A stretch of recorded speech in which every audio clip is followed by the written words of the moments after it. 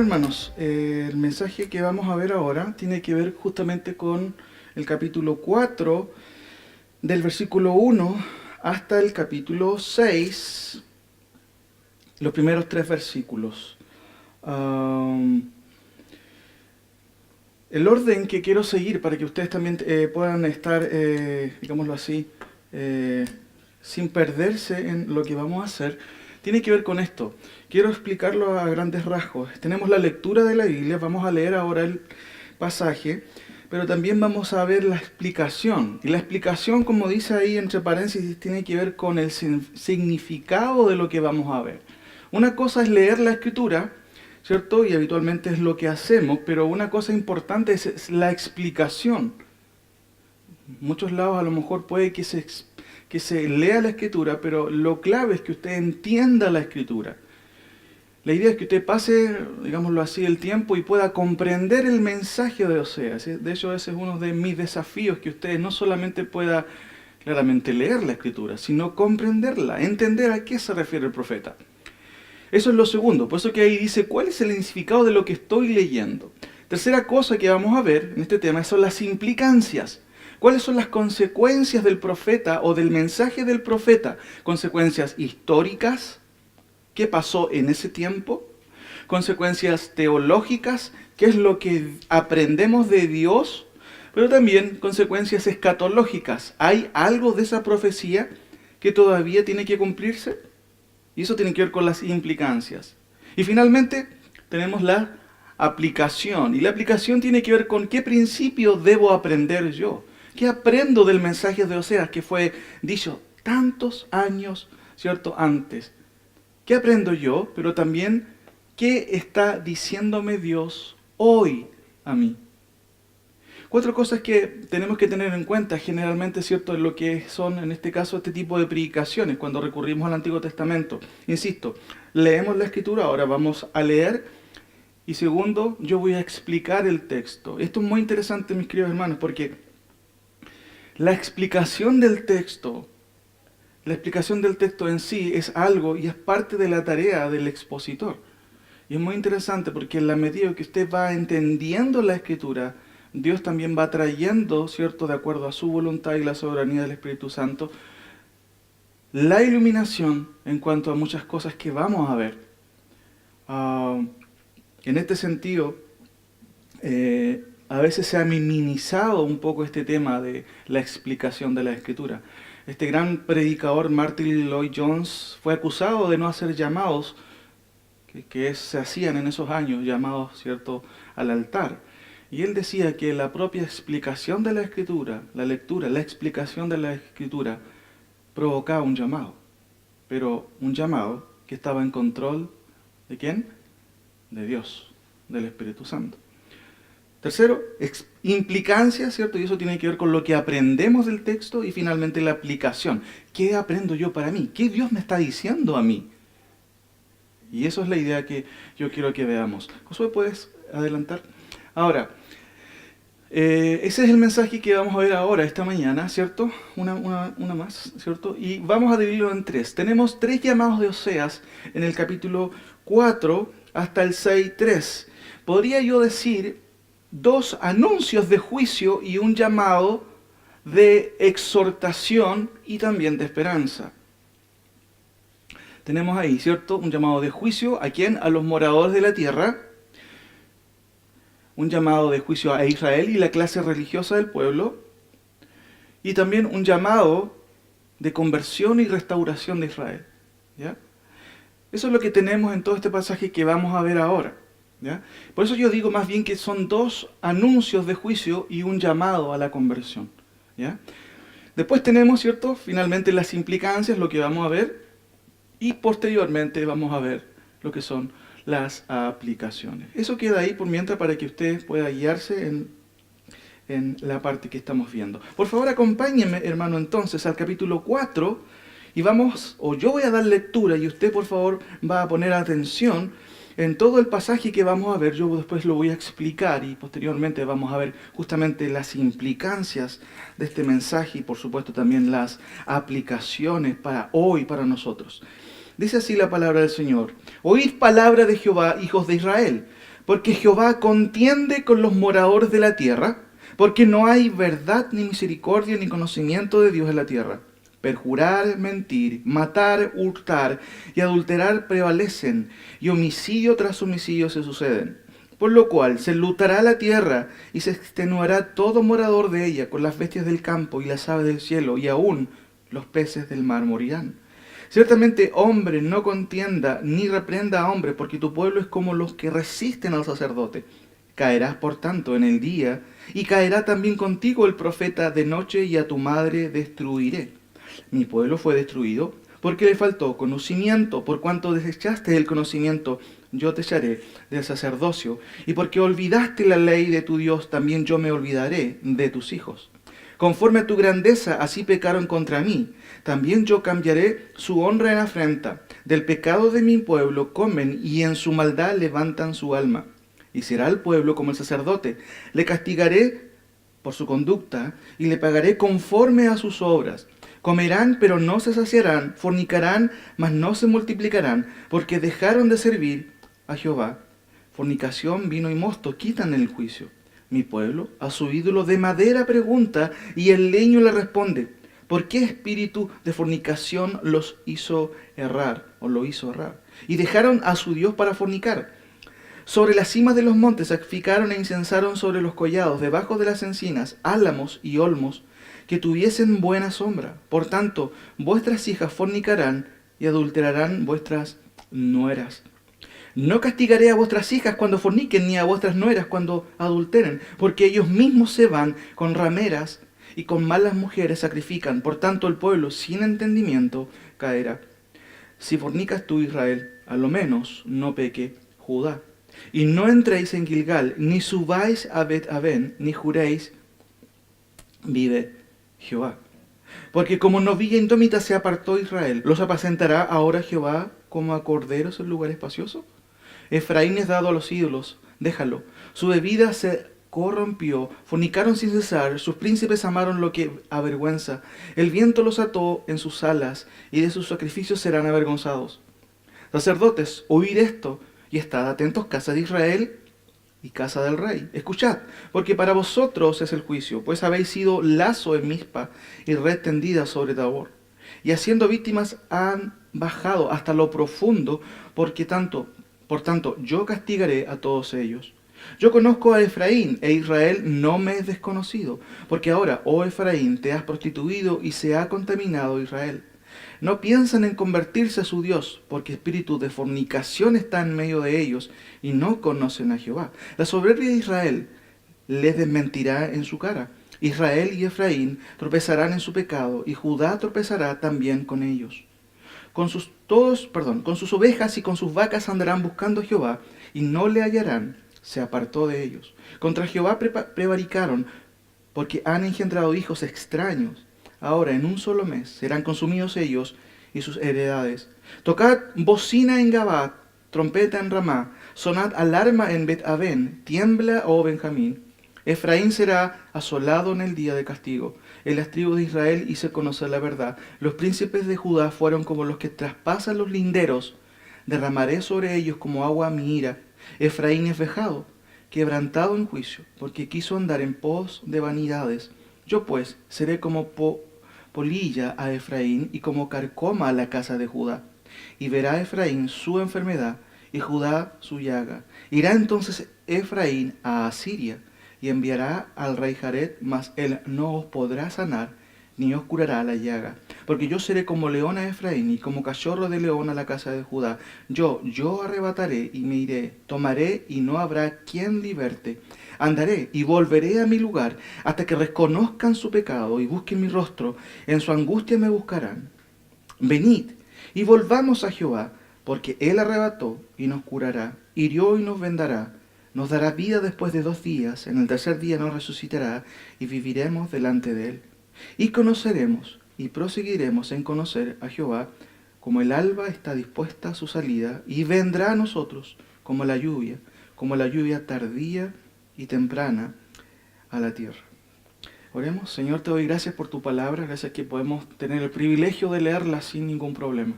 No tenemos dificultades o persecución como en otros lados. tenemos esta libertad de hacerlo. Por eso te pido que nos ayudes a valorar esta libertad. Y ahora, Señor, ayúdanos, Padre, a todos, no solamente a mí, a todos, Señor, a que podamos comprender tu palabra. Principalmente guíame, Padre, para que yo pueda exponer fielmente lo que tu palabra dice, no lo que a mí se me ocurre, sino lo que tu palabra está diciéndonos también hoy. En el nombre de Jesús. Amén. Bueno, mis queridos hermanos, volvamos al capítulo 4 entonces para empezar lo que es la explicación de este gran pasaje. Como usted puede darse cuenta, la querella sigue. Oseas no solo es el notario de Dios, es la voz de Dios que es el juez. Y aquí nos encontramos con el tercer ciclo del mensaje de Oseas, que como dije ya está constituido de 3 llamados. O si lo podemos hacer un poquito más específico, está constituido de 2 anuncios de juicio y un llamado urgente, diría yo, a la conversión.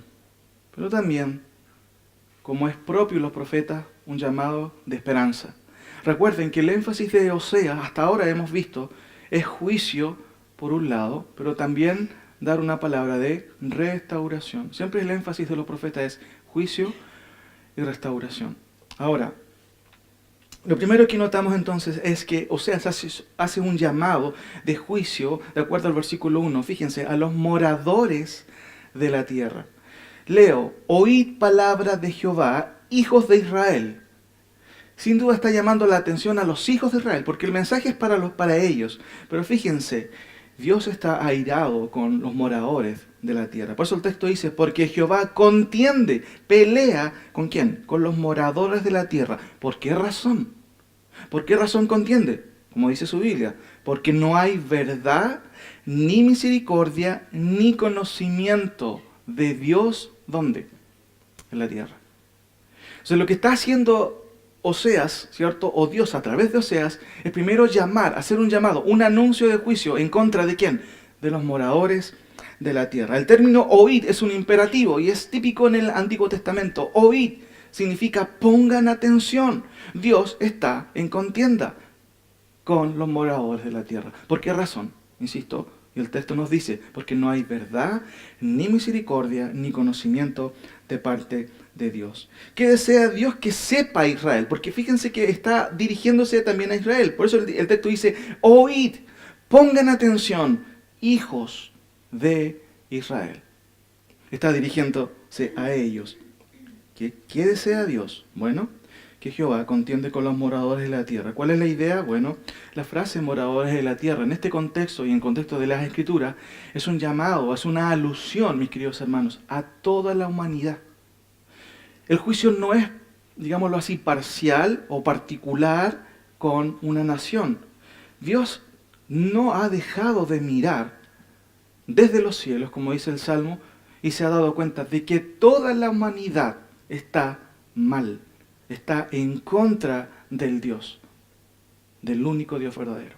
Por eso que la frase moradores de la tierra, como lo vamos a ver posteriormente, es una frase claramente que se refiere a toda la humanidad. Como dije ya, la frase es clara o la razón es clara, no hay verdad, ni misericordia, ni conocimiento de Dios en la tierra. ¿Qué quiere decir esto, hermano? Bueno, en otras palabras, es interesante que al llegar aquí a Oseas, nosotros, después de un tiempo de recorrido de la humanidad, notamos que el hombre no está mejorando. El hombre sigue empeorando. Sigue empeorando. No hay ni una mejora. Ahora, ¿cuál es el informe? Y aquí está el informe de Dios. Fíjense, versículo 2 y versículo 3. Perjurar, mentir, matar, hurtar y adulterar prevalecen, y homicidio tras homicidio se suceden. Literalmente la última frase se lee, sangre tras sangre se ve. Hermanos, pareciera que Oseas estuviera describiendo nuestra sociedad actual. Porque eso es lo que está ocurriendo. Perjurar, mentir, matar, hurtar y adulterar prevalecen. Hermanos, es claramente también una buena, ¿cierto?, figura de lo que sucede en estos tiempos.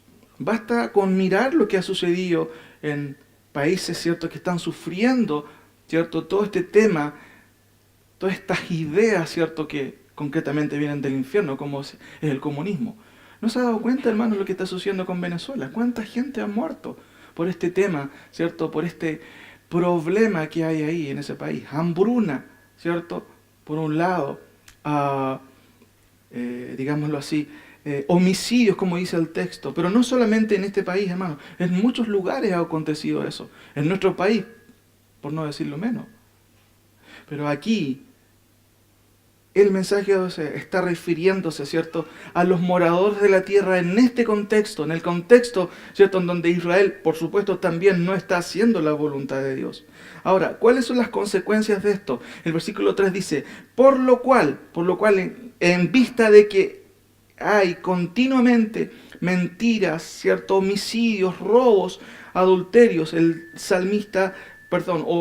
profeta Oseas dice, por lo cual se enlutará la tierra y se extenuará todo morador de ella con las bestias del campo y las aves del cielo y aún los peces del mar morirán. De acuerdo a Dios, hermanos, la opresión del hombre, sobre la humanidad, ha afectado totalmente la atmósfera social, aún el ecosistema. Fíjense cómo dice el texto, por lo cual se enlutará la tierra y se extenuará todo morador de ella con las bestias del campo y las aves del cielo, y aún, fíjense, los peces del mar morirán. Lo dice en futuro el profeta, pero eso es lo que de una u otra manera ya estaba ocurriendo, mis queridos hermanos. Ahora, sáltense por favor al capítulo 5. Como es típico en los profetas, el pensamiento descrito aquí es circular. No es ordenado, sino es circular, como vamos a ver. Por un momento, ¿cierto?, notamos que él está hablando acerca del juicio, de lo que hace Israel, nuevamente después del juicio, de lo que hace, y así hace paréntesis el autor. Por eso es un poco a veces, entre comillas, difícil leer a los profetas, porque tienen ese pensamiento, pero quiero darles este orden para que notemos bastante bien lo que él está diciendo. Notamos entonces en primer lugar, mis queridos hermanos, que hay un juicio, ¿cierto? Un llamado, un anuncio de juicio. ¿Para quién? Para los moradores de la tierra. ¿Quiénes son los moradores de la tierra? Todos los hombres. Pero ahora, fíjense en el capítulo 5, versículo 1. Dios está haciendo un llamado de juicio a Israel, pero especialmente a la clase religiosa. ¿Quién es la clase religiosa? Los profetas, pero también y específicamente los sacerdotes. Fíjense lo que dice el versículo 1 del capítulo 5. Sacerdotes, oíd esto. Estad atentos también, casa de Israel y casa del rey. Escuchad, son imperativos, porque para vosotros es el juicio. ¿A quién está diciendo eso? Dios. Fíjense, a los sacerdotes. Para ustedes es el juicio. Y dice el texto, pues habéis sido lazo en Mizpa y red tendida sobre Tabor. O sea, trae a colación, ¿cierto?, los desvaríos de la clase religiosa, los sacerdotes trayendo a la memoria un acontecimiento que ocurrió en Mizpa, pero también en Tabor. Ahora, hermanos, ¿cuáles son los pecados de Israel y de la clase religiosa? Notemos aquí, ¿cierto?, desde el capítulo 4 en adelante, del versículo 7. Fíjense, el autor, enumera varias cosas aquí en cuanto al pecado de Israel y especialmente también a la clase religiosa, el pecado de la clase religiosa. ¿Qué es lo que vemos en el versículo 7? Por favor, acompáñenme, ahí vamos a ver varios versículos y vamos a ver el informe, ¿cierto?, que hace el Señor. Versículo 7 dice, conforme a su grandeza, así pecaron contra mí. También yo cambiaré su honra en afrenta. ¿Qué es esto, hermano? Eso es orgullo. Lo que vemos ahí es orgullo. Conforme a su grandeza, así pecaron contra mí. Versículo 8. Del pecado de mi pueblo comen y en su maldad levantan su alma. ¿A qué se refiere el autor aquí? Está refiriéndose, hermano, a los sacerdotes. Y dice el texto, del pecado de mi pueblo comen. ¿Cómo es eso? Recuerden que cada pecado que se hacía, los oferentes tenían que ir al tabernáculo y entregar, ¿cierto?, un animal para ser sacrificado. Por supuesto, dentro de ese contexto, parte de lo que quedaba ahí de ese animal se lo comían los sacerdotes. Y el texto está diciendo de que los sacerdotes habían perdido todo el sentido espiritual que traía la expiación, y lo único que les importaba es que los hombres del pueblo siguieran pecando, porque mientras más pecaban, ellos más comían. Y eso es lo que está diciendo el texto. Del pecado de mi pueblo comen y en su maldad levantan su alma. Estaban contentos porque el pueblo pecaba. ¿Por qué? Porque ellos traían animales al tabernáculo y ellos se dedicaban simplemente a comer. ¿Qué significa eso? Corrupción del sacerdocio. Corrupción del sacerdocio. Versículo 10. Comerán, pero no se saciarán. Y eso tiene que ver con juicio, ¿cierto? Que voy a mencionarlo después. Pero hay algo aquí interesante también que tiene que ver con, ¿cierto?, los atenuantes del juicio de Dios. Comerán, pero no se saciarán, fornicarán, mas no se multiplicarán, porque dejaron de servir a Jehová. Y eso es lo último, concretamente. Dejaron de servir a Jehová. Orgullo, corrupción del sacerdocio, dejaron de servir a Jehová. Versículo 11, ¿qué dice el 11? Fornicación, vino y mosto quitan el juicio. Hermano, es increíble que el pueblo de Israel, el pueblo de Dios, haya estado en esta costumbre. Fíjense, fornicación, vino y mosto. Y el texto dice, fornicación, vino y mosto quitan el juicio. Y está ligado con el versículo 12. ¿Qué pasa cuando una persona está embriagada? ¿Qué pasa cuando vive en embriaguez? Bueno, va a hacer lo que hace Israel en el versículo 12. Miren, mi pueblo a su ídolo de madera pregunta, y el leño le responde, porque espíritu de fornicación lo hizo errar y dejaron a su Dios para fornicar. ¿Cuál es la consecuencia? ¿O qué es lo que vemos aquí? ¿Cuál es la atenuante? Idolatría, mis queridos hermanos. Se pusieron a adorar a cosas creadas. Por eso el texto claramente dice, mi pueblo a su ídolo de madera pregunta. Orgullo, corrupción, dejaron de servir a Jehová, libertinaje y extravío moral y religioso, idolatría. Versículo 16, otro atenuante de juicio, dice así, porque como novilla indómita se apartó Israel, ¿los apacentará ahora Jehová como a corderos en un lugar espacioso? Me gusta lo que dice esta versión, fíjense. Leo aquí. Si Israel embiste como vaca brava, ¿va a apacentarlo Jehová así? El autor toma esta figura de una vaca brava que embiste, es como el toro que embiste. ¿Usted puede domar a un toro que va embistiéndole? No, es imposible. Y el Oseas está diciendo eso de Israel. Es una vaca indómita. Eso es lo que dice el texto, porque como novilla indómita se apartó Israel. Hermano, y esto mientras pensaba en esto, traía a mi memoria muchas veces nuestras actitudes. A veces somos personas indómitas. ¿Y qué significa la palabra indómita? Algo indomable. No se le puede tomar por ningún lado. Hermanos, ¿Dios puede tratar con alguien que es indómito? El texto dice, fíjense, irónicamente está diciéndolo, ¿los apacentará Jehová de esa manera? No, mis queridos hermanos. De hecho, la Biblia nos dice que Dios resiste ¿a quién? A los soberbios. Y una vaca indómita es, por naturaleza, es soberbia. No se deja aconsejar. Muchas veces, al parecer, mis queridos hermanos, tenemos esa tendencia de sentirnos por cualquier cosa, de enojarnos por cualquier cosa, de no recibir un consejo. Aquí el profeta dice de Israel, insisto, si Israel inviste, como dice otra versión, como vaca brava, ¿va a apacentarlo Jehová? ¿Cómo podríamos llamar a esto? Obstinación. Versículo 17, fíjense. Sigue el recuento de pecados. Efraín es dado a los ídolos. Esa es su costumbre. Es dado a los ídolos. ¿Por qué?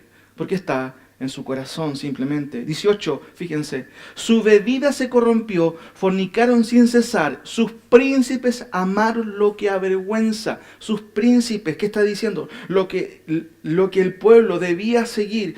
O el modelo de Israel, en este caso, los príncipes. Incluso ellos habían perdido el norte y tampoco eran ejemplo para los demás. Versículo 18, ¿cuál es la idea? Bueno, la corrupción también de la clase gobernante. Sigue, hermanos, la información o las querellas de parte de Dios. Fíjense en el capítulo 5, versículos 2 y 3. Dice el texto, y haciendo víctimas han bajado hasta lo profundo, porque tanto o por tanto yo castigaré a todos ellos. Versículo 3, yo conozco a Efraín e Israel, no me es desconocido, porque ahora, oh Efraín, te has prostituido y se ha contaminado Israel. Vuelve a insistir en lo mismo, ¿cierto? La prostitución y la contaminación de los hijos de Israel. Versículo 4, fíjense. No piensan en convertirse a su Dios, porque espíritu de fornicación está en medio de ellos y no conocen a Dios. ¿Cuál es la idea de este versículo? La obstinación. Otra vez, la soberbia. Razón de fondo, porque espíritu de fornicación hay en su corazón. Versículo 11, fíjense. Efraín es vejado, quebrantado en juicio. ¿Por qué razón? Porque quiso andar en pos de ¿qué cosa? De vanidades. Tenemos una lista larga, mis queridos hermanos. Un informe de Oseas: orgullo, corrupción del sacerdocio, dejaron de servir a Jehová, libertinaje, extravío moral y religioso, idolatría, obstinación, como una vaca indómita, ¿cierto? Corrupción de los príncipes, prostitución nuevamente, y nuevamente se repite la obstinación. ¿Cuál es la consecuencia?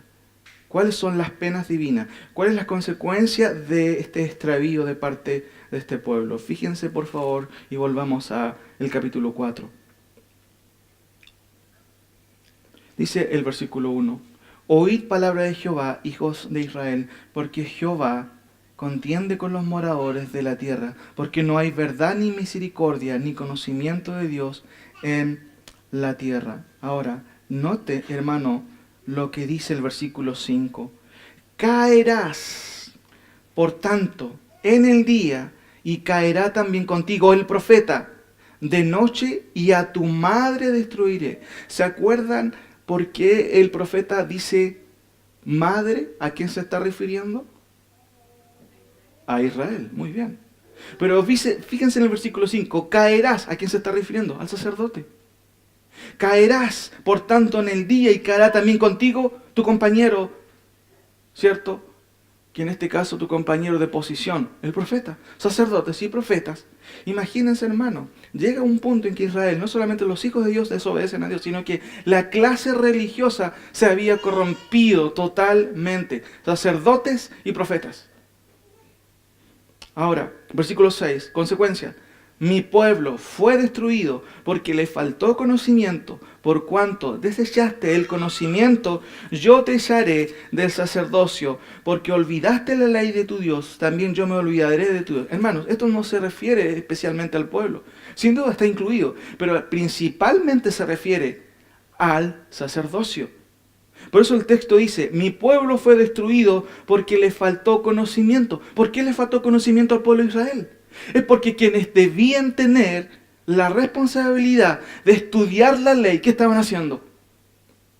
No la estaban haciendo. Estaban fornicando, se estaban prostituyendo, se habían corrompido totalmente. Por eso que este versículo muchas veces se saca fuera del contexto, pero está dirigiéndose a los sacerdotes, mis queridos hermanos.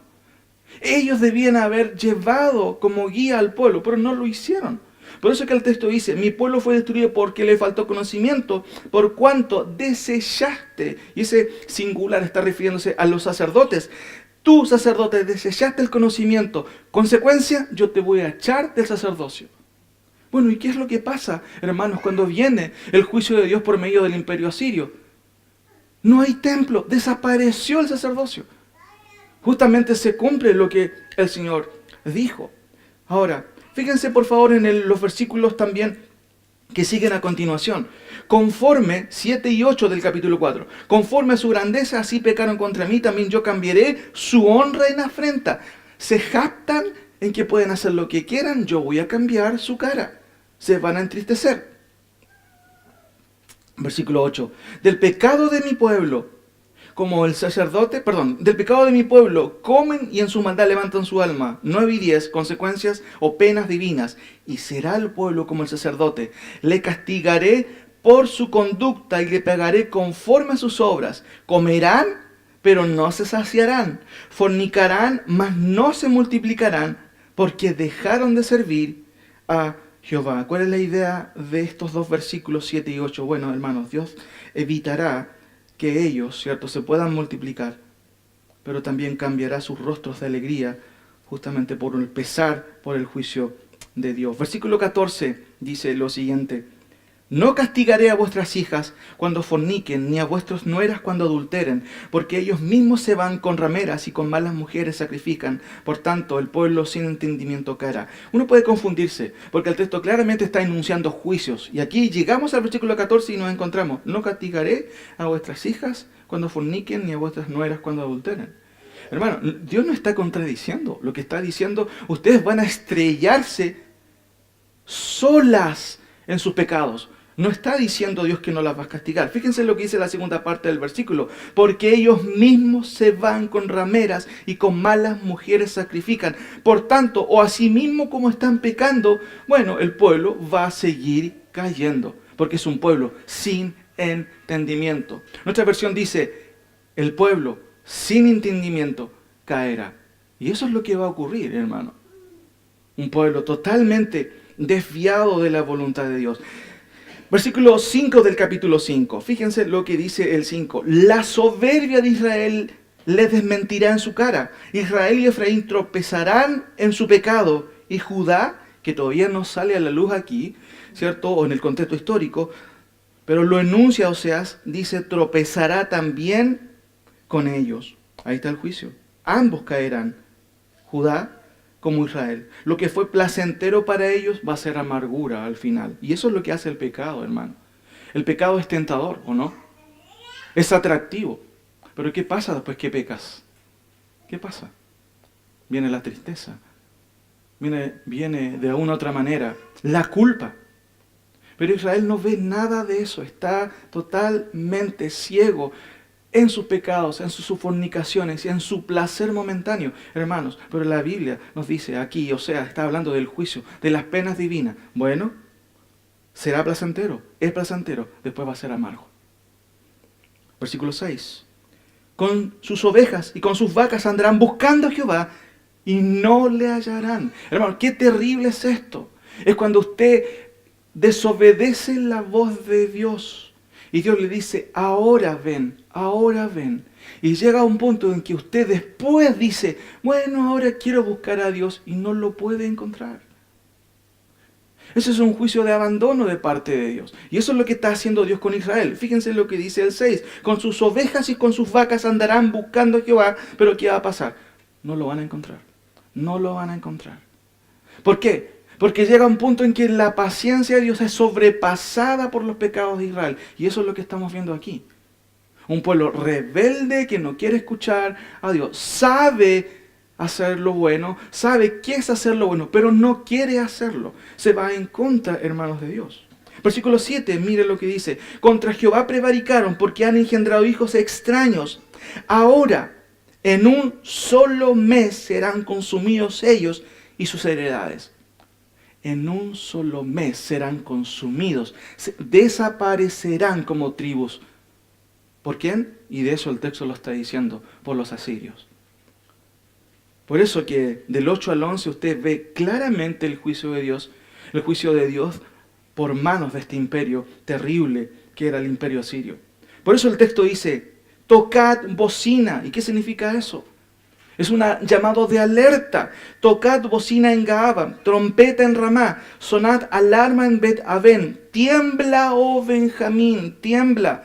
9. Efraín, ¿cierto?, que es la tribu mayor de Israel, la que tenía más número, que otro sinónimo de llamar también Israel. Efraín será asolado en el día del castigo. En las tribus de Israel hice conocer la verdad. Los príncipes de Judá fueron como los que traspasan los linderos, derramaré sobre ellos como agua mi ira. Efraín es vejado, quebrantado en juicio porque quiso andar en pos de vanidades. Y el 12 y el 13 notamos justamente los juicios de Dios. Yo pues seré como polilla a Efraín y como carcoma a la casa de Judá. 13. Y verá Efraín, o sea Israel, su enfermedad, y Judá su llaga. Ya está anticipando el pecado de Judá. Irá entonces Efraín, ¿dónde? ¿Cómo dice su Biblia? ¿A dónde van a ir? a Asiria y enviará al rey Jared, mas él no os podrá sanar ni os curará la llaga. ¿Por qué razón? Porque yo seré como león a Efraín y como cachorro de león a la casa de Judá. Yo, dice Jehová, arrebataré y miré, tomaré y no habrá, hermanos, quien liberte a Israel. Ahora, a pesar de esto, y esto es claro, Dios claramente establece su juicio. Y lo que hemos visto son dos tipos de llamado. Primero, Dios hace un llamado ¿a quién? A los moradores de la tierra. ¿Quiénes son los moradores de la tierra? Hermano, es la humanidad completa. Son los hombres, todos. En ese tiempo, en el tiempo de Oseas, la humanidad no estaba mejorando, seguía empeorando. Y el anuncio del juicio de Dios claramente fue expuesto por el profeta Oseas. Pero el segundo anuncio de juicio, ¿para quién es? ¿Para quién es? Para la clase religiosa. Quienes debían haber predicado, quienes debían haber puesto en alto la ley de Dios, no lo hicieron, sacerdotes y profetas. Por eso que el texto en el versículo 5 dice, sacerdotes, oíd esto, y estad atentos, casa de Israel y casa del rey. Escuchad, porque para vosotros es esta sentencia, para ustedes, sacerdotes, que no hicieron lo que tenían que hacer. Ahora, tenemos el tercer llamado en el versículo 6, versículo del 1 al 3. Si el pueblo anda mal, si está en pecado, si está en obstinación y rebelde, entonces ¿cuál es el llamado? El llamado es, queridos, le hemos echado de menos, ¿no han venido a sacrificar? ¿Eso es el llamado de Oseas? Fíjense en el versículo 1 del capítulo 6. Venid y volvamos a Jehová. ¿Qué tiene que ver eso, hermano? Volver en el Antiguo Testamento es convertirse a Jehová. Ese es el llamado. Es un llamado urgente, hermanos. Venid y volvamos a Jehová, porque Él arrebató, pero también nos va a curar. Hirió y nos vendará. Hay una esperanza claramente aquí. Por eso que el texto dice, o sea, nos dará vida después de 2 días y en el tercer día nos resucitará y viviremos. Hermanos, la nación de Israel está muerta. ¿Muerta en qué sentido? En el sentido espiritual. Por eso que Oseas está diciendo, volvamos a Jehová. Él arrebató, y esa palabra arrebató está en tiempo, ¿cierto? Perfecto, Él lo hizo, pero todavía faltan 20 años para que el juicio de Dios venga a través del imperio asirio y ellos se vayan exiliados, ¿cierto? Y pierdan, ¿cierto?, su constitución política. Pero el texto está diciéndolo, porque Él arrebató o lo va a hacer, pero también nos puede curar y lo va a hacer. Él hirió, pero también nos va a vendar nuestras llagas.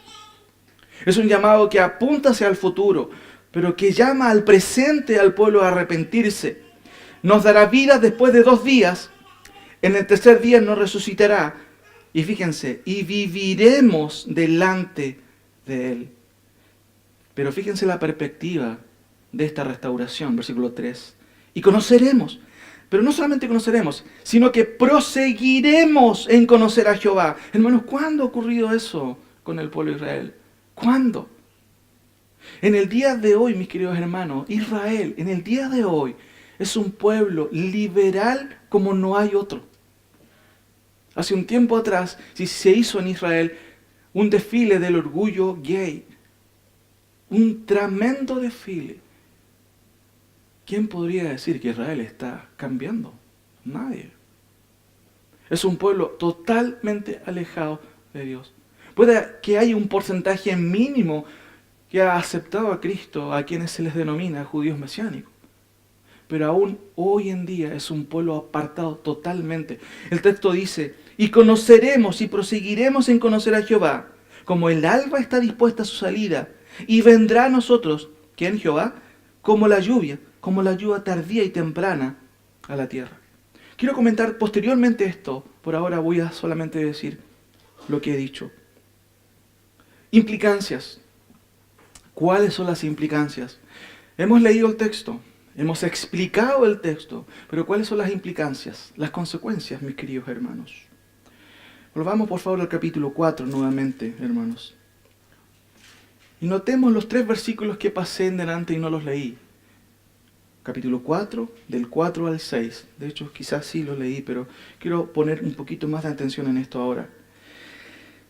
Fíjense lo que dice Oseas: ciertamente hombre no contienda ni reprenda a hombre, porque tu pueblo es como los que resisten al sacerdote. Caerás por tanto en el día, y caerá también contigo el profeta de noche, y a tu madre destruiré. Mi pueblo fue destruido porque le faltó conocimiento. Por cuanto desechaste el conocimiento, yo te echaré del sacerdocio. Y porque olvidaste la ley de tu Dios, también yo me olvidaré de tus hijos. Se los leo en otra versión. Pero nadie pleite ni reprenda a nadie, pues solo contigo, sacerdote, es mi pleito. En pleno día tropezarás tú, también el profeta tropezará contigo en la noche, y yo haré perecer a tu madre. Perece mi pueblo por falta de conocimiento, ya que tú has rechazado el conocimiento, yo te rechazaré de mi sacerdocio, ya que tú has olvidado la ley de tu Dios, también yo me olvidaré de tus hijos. Hermanos, insisto, ¿cuáles son las implicancias de lo que vemos aquí? El texto 4 dice: ciertamente hombre no contienda ni reprenda a hombre. ¿Qué es lo que está tratando de decir el autor? No se pongan morales ahora, eso es lo que está diciendo. No se pongan éticos ahora. No, ya es tarde, ya es tarde. Por eso que el texto dice: ciertamente hombre no contienda ni reprenda a hombre. No se le anden ahora de juiciosos o de morales corrigiéndose unos a otros, porque ustedes han fallado rotundamente. Ciertamente hombre no contienda ni reprenda a hombre, porque tu pueblo es como los que resisten al sacerdote. No hay caso, no escuchan, no oyen. Por eso el juicio: caerás por tanto en el día, y caerá también contigo el profeta. Fíjense, hermanos, quienes debían haber llevado al pueblo a Dios, sacerdotes y profetas, estaban más perdidos que los mismos miembros de la nación de Israel. Sacerdotes y profetas. Hermanos, eso no está muy lejos de lo que vemos en el día de hoy. ¿Cuántos pastores no hacen su trabajo? Seguramente usted vio la noticia de los escándalos que algunas iglesias evangélicas están dando en este último tiempo, en cuanto, por ejemplo, al dinero. 30 millones, hace poco salió una noticia de un obispo. 30 millones recibe de una de las iglesias más grandes en Santiago. 30 millones de pesos. Pero aún más, ¿en cuántas iglesias se predica realmente la ley de Dios, hermano? ¿En cuántas iglesias realmente los siervos de Dios, o quienes son llamados a un servicio de instrucción en la iglesia, realmente hacen eso? Instruyen al pueblo de Dios. Israel llega a un punto, hermano, en que no solamente los hijos de Israel se apartan del camino de Dios, sino que los que tenían que haber guiado al pueblo de Dios son los que están más perdidos. Y por eso el juicio es tan potente de parte de Dios. Vuelvo a leer el versículo 6. Mi pueblo fue destruido porque le faltó conocimiento. ¿Y quién era el responsable de dar ese conocimiento? El sacerdote. Y no lo estaba haciendo. Por eso el texto dice: por cuanto desechaste el conocimiento, yo te echaré del sacerdocio. ¿Por qué? Porque olvidaste lo que tenías que hacer. Eso era lo principal. Preocuparte de la ley de Dios. Predicarla, exhortarla, meditarla. Pero no estabas ni ahí. No quisiste hacerlo. Por eso, hermanos, muchas veces en el día de hoy necesitamos iglesias bíblicas, ¿sí o no? Pero ¿qué necesitamos para que hayan iglesias bíblicas? Líderes bíblicos, mis queridos hermanos. Si no hay líderes que predican su palabra, no hay iglesias bíblicas. Y muchas veces nosotros divagamos en qué nos gustaría tener. Y nos aterrizamos en que necesitamos liderazgos bíblicos, que nos prediquen la palabra, no que nos cuenten sus experiencias. Lamentablemente el pueblo de Israel estaba en esta parada. Todos estaban perdidos. Pero los que debían estar ahí, los que debían haber guiado al pueblo, estaban peor. Ahora, ¿por qué razón Dios, llamando a los hijos de Israel a escuchar este juicio, les menciona el pecado de los moradores de la tierra? Israel podría haber dicho, bueno, ¿qué tengo que ver yo, Dios, con los moradores de la tierra? Eso es el pecado de ellos. ¿Por qué razón Dios saca a colación esto y les hace escuchar a ellos? Fíjense el texto: oíd palabra de Jehová, hijos de Israel. Porque Jehová contiende con los moradores de la tierra. ¿Qué tenemos que ver nosotros con los moradores de la tierra, Señor? ¿Qué tenemos que ver? Bueno, tiene que ver mucho. Porque saben que Israel tenía una responsabilidad como nación. 3 cosas. Israel tenía la responsabilidad de ser siervo de Dios entre las naciones. Tenía la responsabilidad de revelar la gloria de Dios a las naciones. Y tenía la responsabilidad de ser de bendición a las naciones. ¿Hizo eso? Todo lo contrario. Se contaminó con las naciones. Ahora, de algún modo, hermanos, la maldad de los moradores de la tierra era culpa también de los hijos de Israel, porque ellos debían haber sido luz en las tinieblas. Hermanos, ¿no es eso lo que Dios nos manda ahora? ¿No dice Mateo que debemos ser sal y luz? Lo estamos haciendo. Ahora, claramente Israel, mis queridos hermanos, tenía esta responsabilidad, pero no lo estaba haciendo. Recuerden, estamos viendo las implicancias de esto. Ahora, les pregunto, debido a este fracaso del pueblo de Israel, ¿qué pasa con Israel? ¿Realmente Israel cae de la gracia de Dios? Recuerden que lo que hace el profeta es dar un mensaje de juicio, pero también ¿de qué? De restauración. Pero ¿hasta dónde es la restauración? ¿Puede aguantar la gracia de Dios una restitución del pueblo de Dios? Ahora, notemos por favor, mis queridos hermanos, algunos versículos más. Empezando por el capítulo 6, fíjense. Dios ha desechado a su pueblo. Me adelanto un poco a lo que Pablo dice. Bueno, en versículo 6 o capítulo 6 del 1 al 3, claramente vemos que hay algo ahí aún de gracia de parte de Dios para Israel. Venid y volvamos a Jehová, porque Él arrebató, pero también nos curará. Hirió, pero no va a quedar así. Nos va a vendar. Pero aún se vislumbra un futuro más prometedor. Nos dará vida después de 2 días, y en el 3er día nos resucitará. Y viviremos delante de Él. Y es una frase delante de Él, significa viviremos delante de su presencia. ¿Cuándo ha ocurrido eso, mis queridos hermanos? No ha ocurrido, mis queridos hermanos. Ahora, ¿qué es lo que está diciendo el profeta aquí? ¿Cuáles son las implicancias? Por favor, acompáñeme por un momento a Ezequiel 37. Vaya ahí con su Biblia. Esta sección, mis queridos hermanos, del 6, del 1 al 3, recapitula la futura restauración de Israel. Pero no deja de mencionar el estado de Israel hasta este punto. Ezequiel también es un profeta, mis queridos hermanos, que escribe también a las tribus de Israel, especialmente a las tribus de Judá, y también paralelamente hablando, casi 20 años antes de la destrucción también de la nación completa.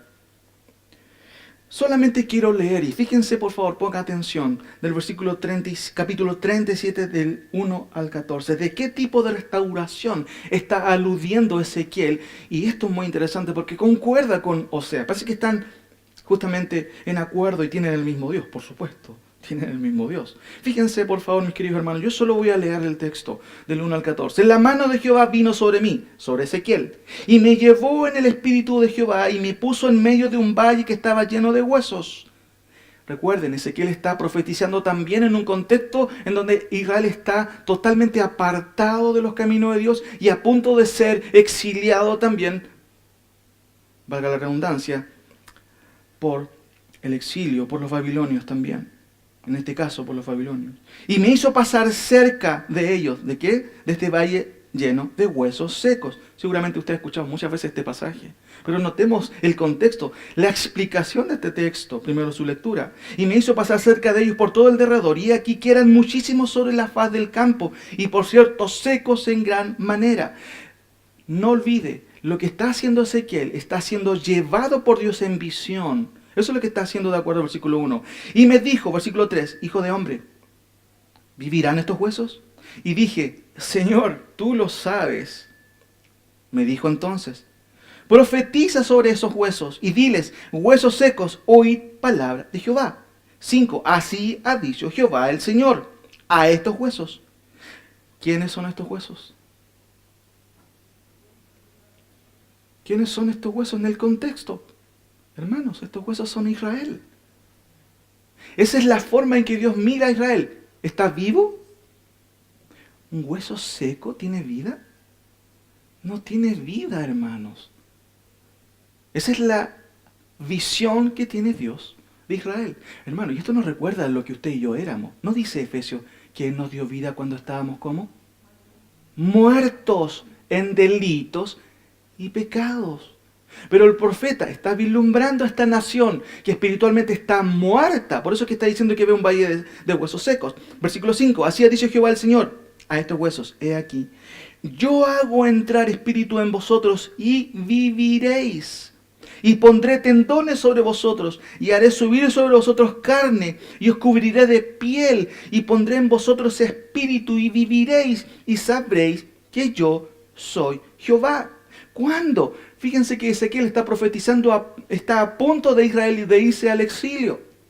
Pero es una profecía para el futuro, mis queridos hermanos. Por eso el texto sigue diciendo, profeticé, dice Ezequiel, pues como me fue mandado y hubo un ruido mientras yo profetizaba, y aquí un temblor y los huesos se juntaron cada hueso con su hueso, y miré, y he aquí tendones sobre ellos, y la carne subió y la piel cubrió por encima de ellos, pero no había en ellos espíritu, y me dijo, profetiza al espíritu, profetiza, hijo de hombre, y di al espíritu, así ha dicho Jehová el Señor, espíritu, ven de los cuatro vientos y sopla sobre estos muertos y vivirán.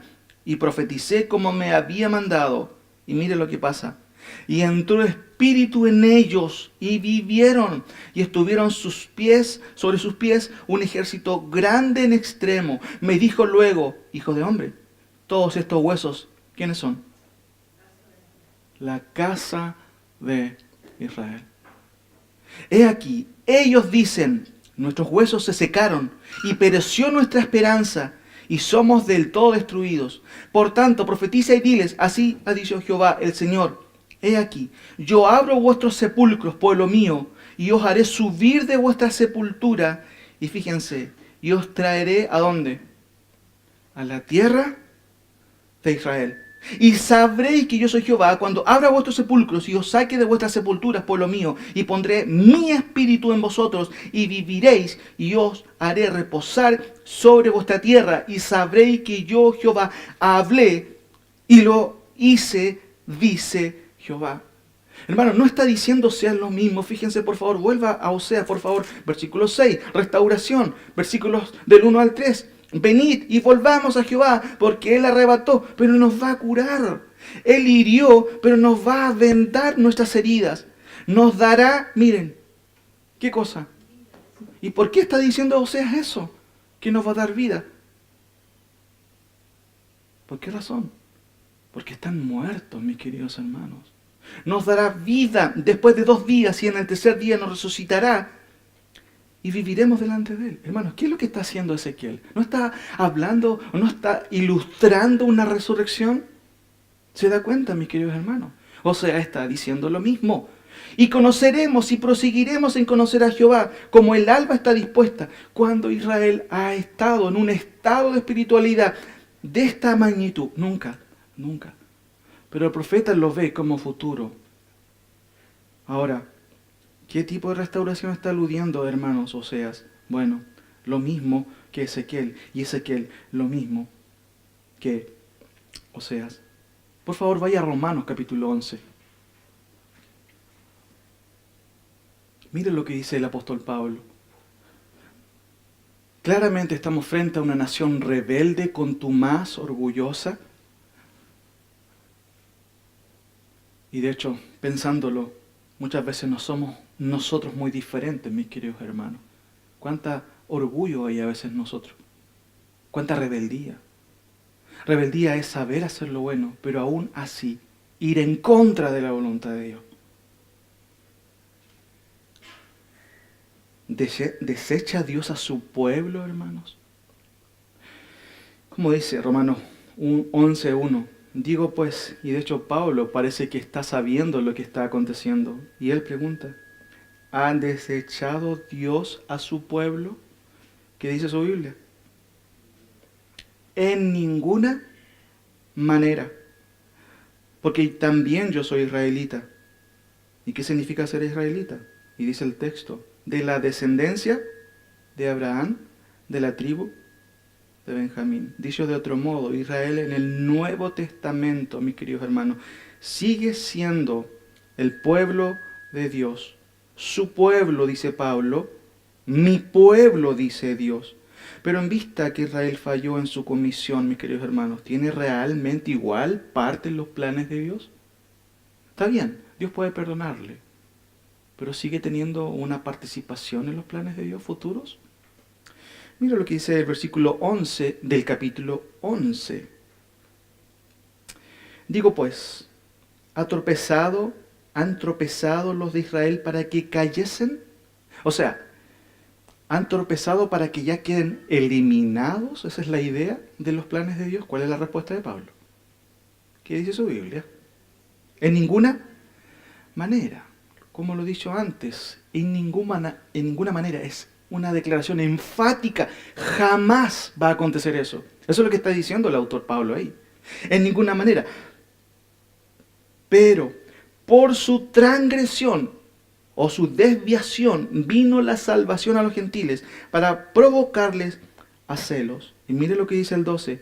Y si su transgresión, o sea, su desviación, es la riqueza del mundo y su defección, la palabra defección significa traición, es la riqueza de los gentiles, ¿cuál es la pregunta retórica?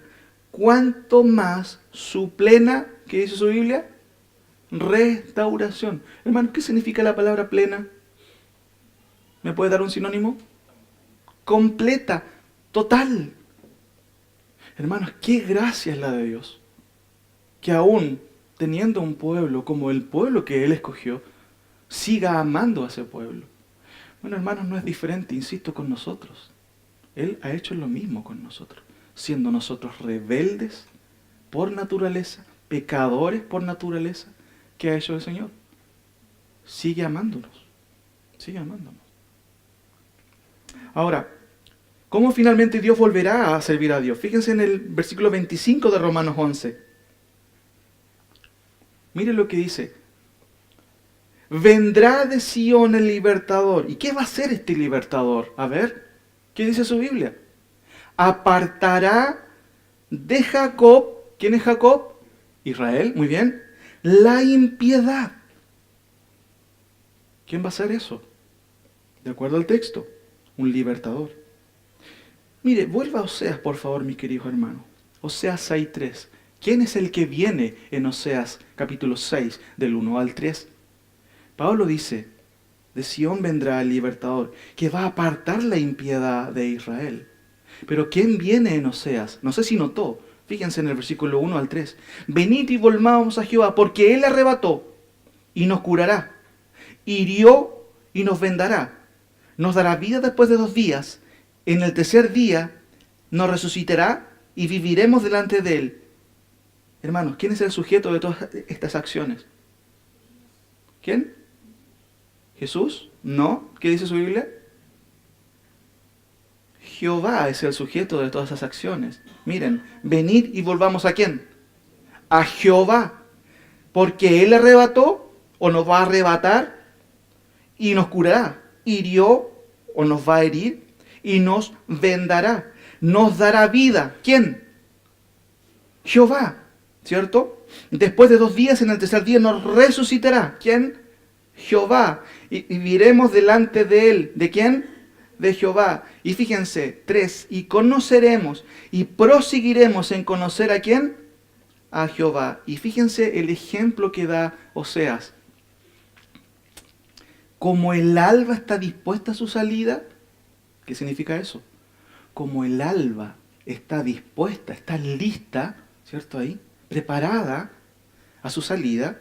¿Ha visto usted esperar el alba que espera todo el día y no sale nunca? ¿Es así o no? ¿Sale o no? Sale, es un anuncio de que así como el alba está viniendo, claramente el día florece. Así como esa realidad vendrá, dice el texto, y conoceremos y proseguiremos y conocer a Jehová. Como el alba está dispuesta a su salida, vendrá. ¿Quién en el contexto? ¿Quién es?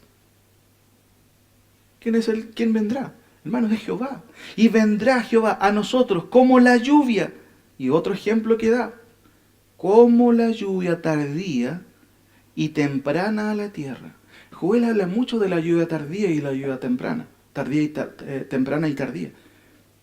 Y muchas veces se espiritualiza ese concepto. Pero eso no tiene que ver con eso. Literalmente la lluvia tardía y la temprana eran las lluvias que necesitaba Israel. ¿Para qué?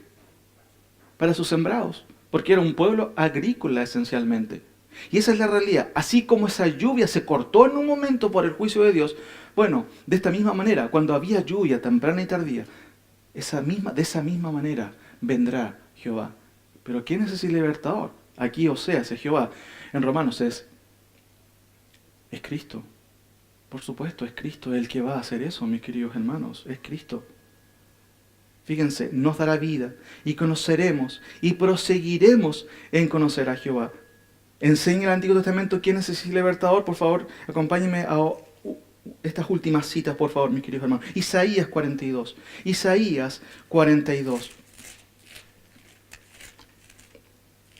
Isaías 42. Fíjense lo que dice Dios ya a través del profeta Isaías, paralelo también a Ezequiel y Oseas. Isaías está escribiendo a las últimas tribus que después quedan. ¿Quiénes son? Judá, las últimas tribus que quedan. Porque ya Israel, después del juicio de Oseas, ya no quedó nada de las tribus de Israel. Pero mira lo que dice Isaías. He aquí mi siervo. ¿Quién es mi siervo? Israel debía haber sido siervo. Pero fíjense lo que hace el profeta. He aquí mi siervo, yo le sostendré, mi escogido en quien mi alma tiene contentamiento. Hermanos, ¿en quién Dios tiene contentamiento? ¿En quién ha tenido contentamiento? Perfecto, en su Hijo, solamente en su Hijo. ¿Y cómo le llama aquí? Mi siervo. Fíjense, he aquí mi siervo, yo le sostendré, mi escogido en quien mi alma tiene contentamiento. ¿Se acuerdan del bautismo del Señor? He aquí. ¿Se acuerdan? Mi hijo en quien yo tengo contentamiento. El texto dice, he puesto sobre él mi espíritu. Él traerá justicia ¿a quién? A las naciones. Hermanos, yo no confío en un partido político que va a arreglar las cosas. Ni pensar un partido de izquierda. Pero no se engañe, tampoco un partido de derecha, mis queridos hermanos. No. El texto, mire qué interesante, vislumbra a alguien que trae justicia de verdad. Hermano, solamente es Cristo. No gritará, ni alzará su voz, ni la hará oír en las calles. Parte de lo que Cristo hizo en su primera venida. ¿Se acuerdan cuando estaba con Pilato? ¿Defendió su causa Jesús? ¿Reclamó? No quebrará la caña cascada, ni apagará el pábilo, ese fueguito que queda en la vela cuando se está a punto de apagar, que humeare por medio de la verdad, traerá justicia. Fíjense, no se cansará ni desmayará hasta que establezca, ¿qué dice su Biblia? ¿Qué va a establecer la tierra? Justicia, y las costas esperarán, ¿qué cosa? Su ley. Por favor, sáltese a Isaías 49, que es el pasaje paralelo y nos explica qué es lo que hace el Señor, o qué hace este siervo, o quién es este libertador, concretamente hablando. Isaías 49. Oí costas y escuchad pueblos lejanos.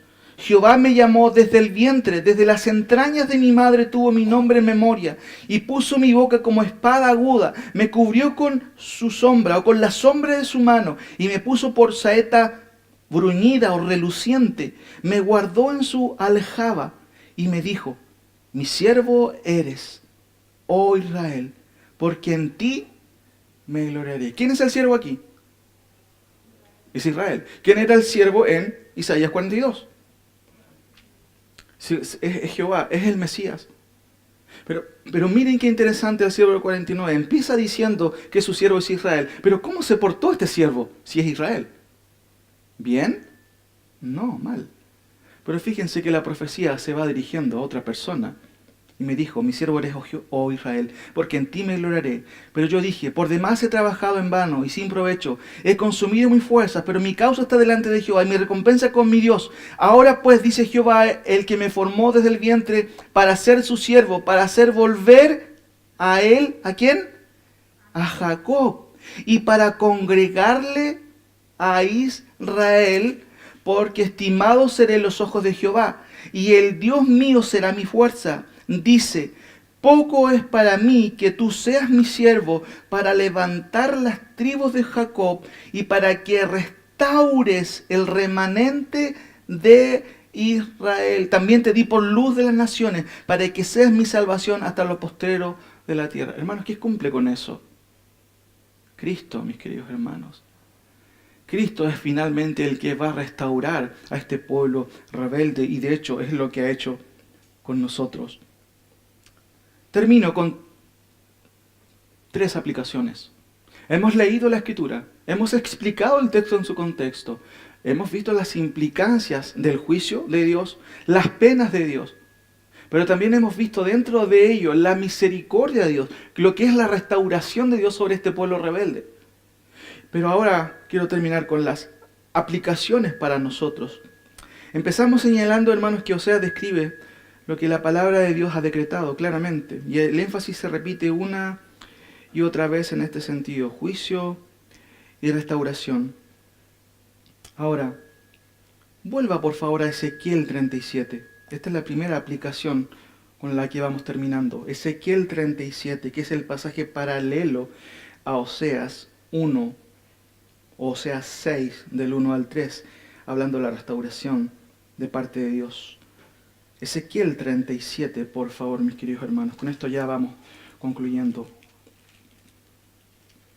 Ezequiel, capítulo 37. Retroceda solamente un capítulo antes, que es el capítulo 36, versículo 36.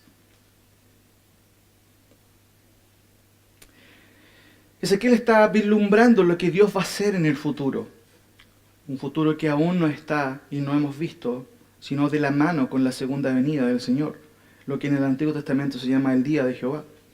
Y el versículo 36 dice, y las naciones que queden en vuestros alrededores sabrán que yo reedifiqué lo que estaba derribado y planté lo que estaba desolado. Yo, Jehová, he hablado. ¿Y qué dice su Biblia? Y lo haré. ¿Quién lo determinó? Jehová. Vaya al capítulo 37, el versículo 1.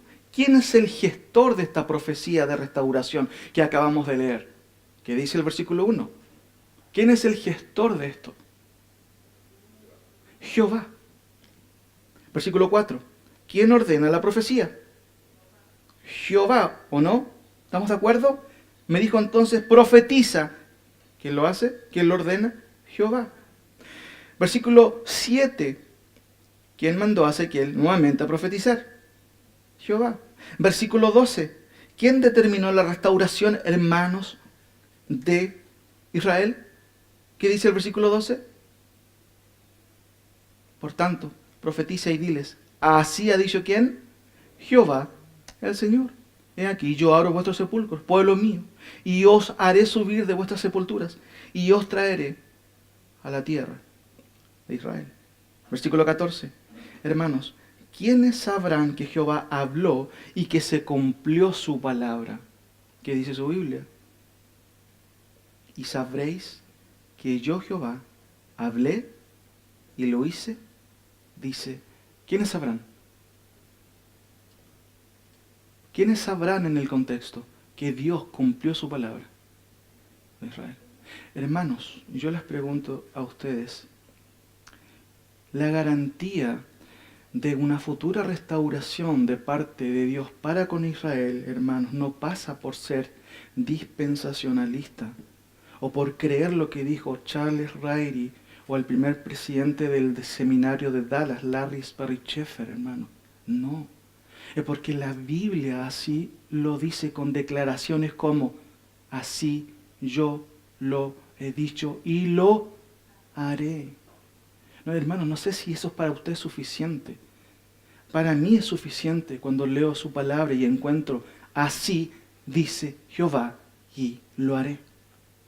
Hermanos, no solo una vez, todas estas veces.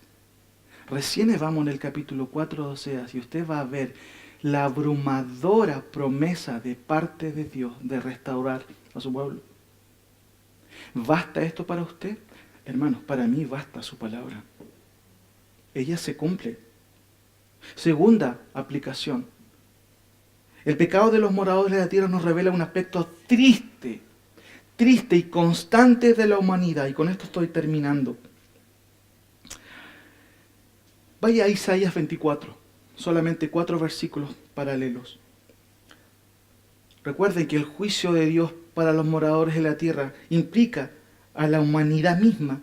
Hermanos, en el Génesis, vio Jehová la maldad de los hombres que era mucha, y todo designio de los pensamientos del corazón de ellos era de continuo solamente al mal. Hermano, ¿eso cambió posteriormente? Eso no cambió. Porque ¿qué vemos aquí con Israel? ¿Vemos a un pueblo que vuelva a Dios? No, no vemos a un pueblo que vuelva a Dios. Dios tiene que intervenir haciendo ¿qué cosa? Resucitando a una nación que está muerta. Hermanos, no se olviden nunca de ello. Nosotros también estábamos muertos. Y si no fuera por su gracia, usted no estaría sentado aquí escuchando a un pastor o escuchando, estando en una iglesia, escuchando su palabra. Estaría quizás en otro lado.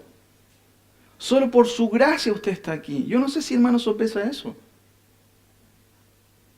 Ahora, el pecado de los moradores de la tierra nos revela un aspecto tristemente constante en la humanidad, pero también un aspecto positivo, ¿cierto? Que tiene que ver con nuestra vocación. Veamos el aspecto negativo. Fíjense en Isaías 24, ¿lo tiene? Por favor, no salga de ahí, porque voy a leer simplemente 4 versículos en paralelo con Apocalipsis. De hecho, el pasaje que usted tiene ahí se le llama el Apocalipsis de Isaías. ¿Sabía usted eso? Mire lo que dice el versículo 1. He aquí que Jehová vacía la tierra y la desnuda y la trastorna su faz y hace esparcir ¿a quién? A estos mismos moradores que Dios está enojado en el capítulo 4, versículo 1. Esto me recuerda a Salmo 5:5, ¿se acuerda? Dios está irado con los hombres, ¿cuándo? Cuando pecan. ¿Qué hacen iniquidad? ¿Pero cuándo?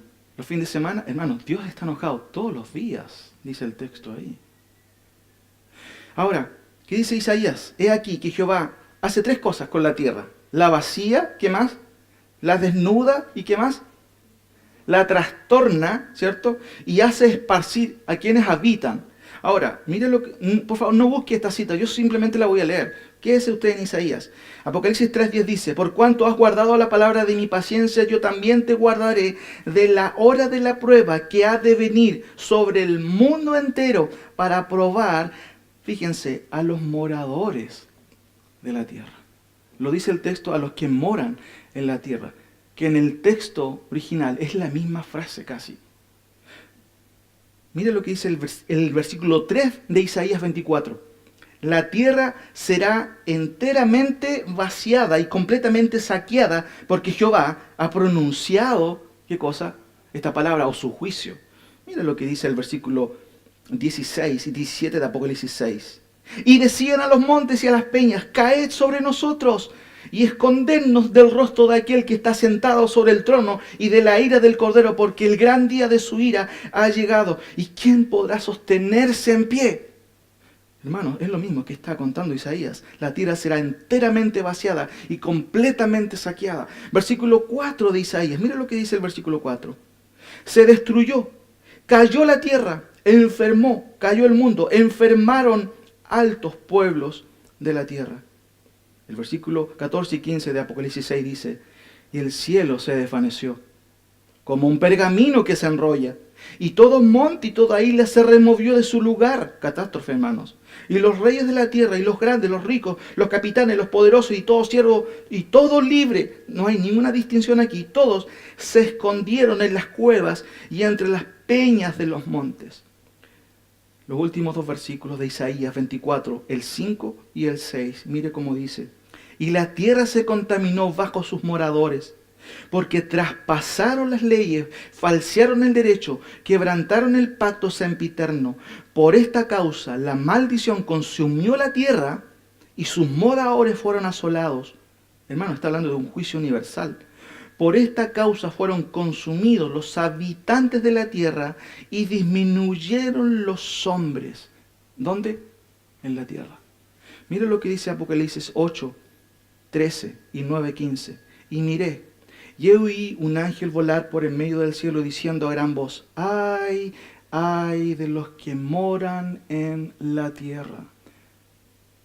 A causa de los otros toques de las trompetas. Versículo 15 del versículo o del capítulo 9 de Apocalipsis. Y fueron desatados los 4 ángeles que estaban preparados para la hora, día, mes y año, a fin de matar a la tercera parte de los hombres. Isaías dice, y disminuyeron los hombres.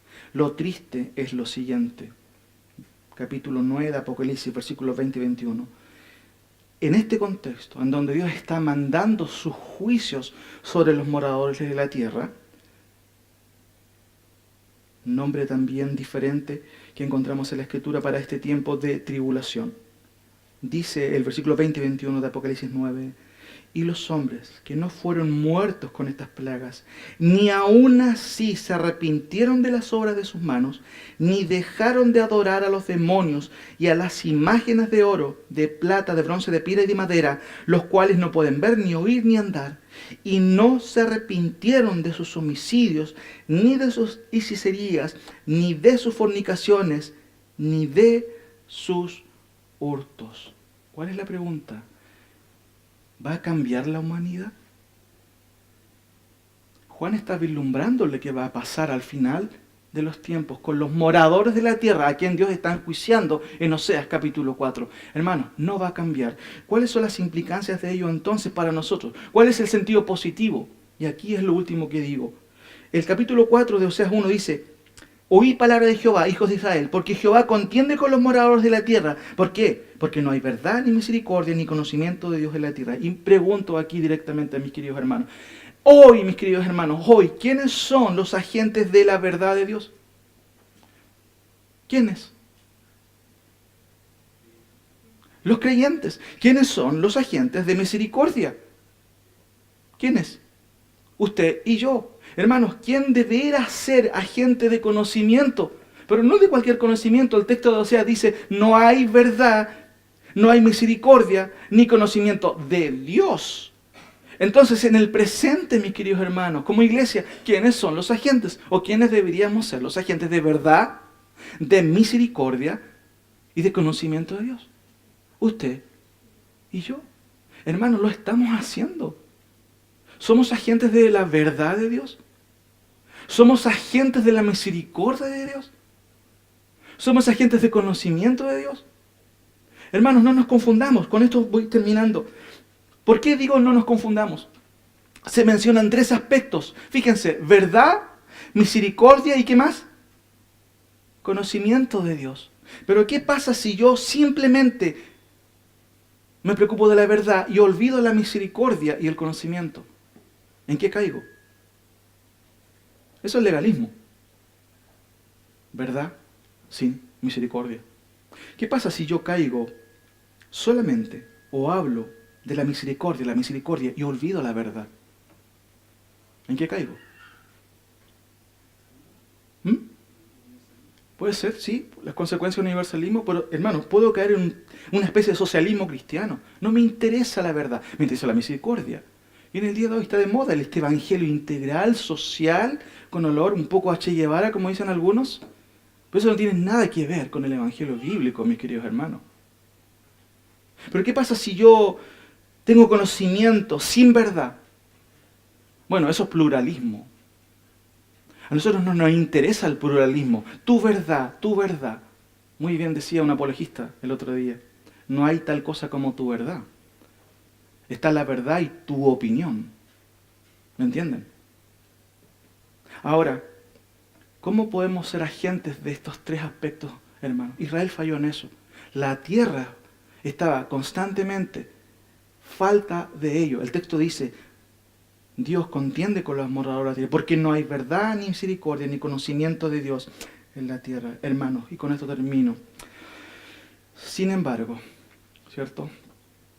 O necesariamente hablando, la única manera de yo ser un agente, y usted un agente de verdad en esta tierra, de misericordia y de conocimiento de Dios, es teniendo una relación no teórica, sino, hermanos, una relación veraz con el que dijo que era la verdad. ¿Quién dijo eso? ¿Se acuerdan? Yo soy el camino, la verdad y la vida. Nadie viene ¿a quién? Al Padre. ¿Y quién es el Padre? Él mismo que ha prometido a Israel a través de esos pactos su restauración. Dice el texto, Jesucristo, nadie viene a mí o nadie viene al Padre si no es por mí. Hermanos, no podemos ser agentes de misericordia, verdad y conocimiento si no tenemos una relación con Él, con Cristo, que es la verdad encarnada. ¿Usted la tiene? ¿Tiene esa relación? Oremos.